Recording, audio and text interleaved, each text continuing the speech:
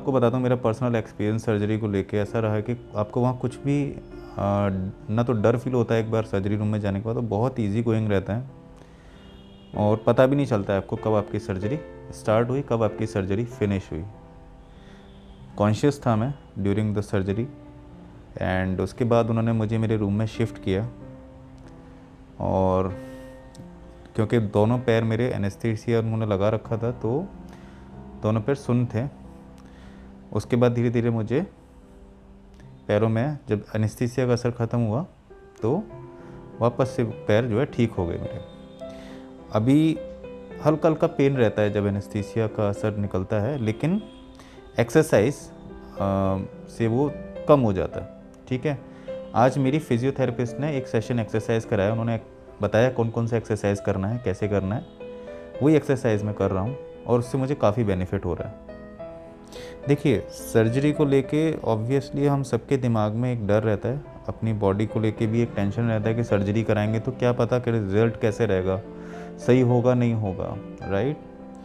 But मैं आपको बताता हूँ, डॉक्टर ने भी पहले मुझे बताया था डिस्कशन के दौरान और इतना फेथ मुझे था, कॉन्फिडेंस कि कुछ गलत नहीं होने वाला है। तो एक पॉजिटिव माइंडसेट के साथ आपको जाना होता है।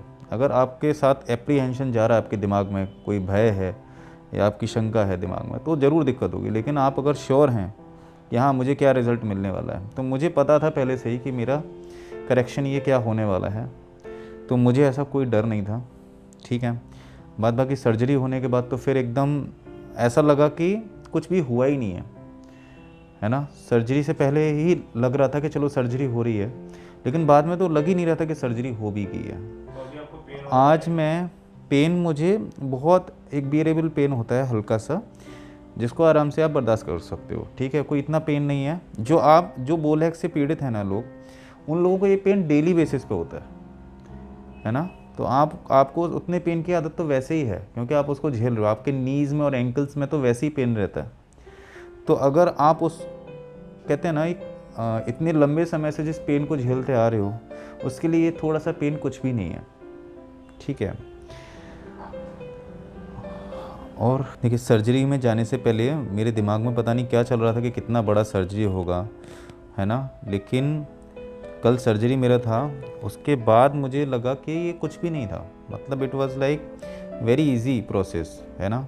सर्जरी होने के बाद आपको बिल्कुल महसूस नहीं होता है कि आप सर्जरी से निकले हो। जो आपने दिमाग में हवा बना रखा है ना इतना बड़ा सर्जरी को लेकर, वो आपको पता पड़ता है कि वो कुछ भी नहीं था, वो बहुत आसान था। ठीक है, और अभी मैं नॉर्मल हूँ एकदम, अभी कोई ऐसा दर्द भी नहीं है ख़ास।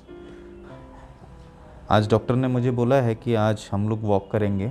ठीक है, कल मेरा सर्जरी था, उन्होंने आज बता दिया था कि आज आप वॉक करेंगे, और वो आज दिखाता हूँ कि सर्जरी के बाद मैं क्या वॉक कर पा रहा हूँ, कितना वॉक मैं कर पा रहा हूँ।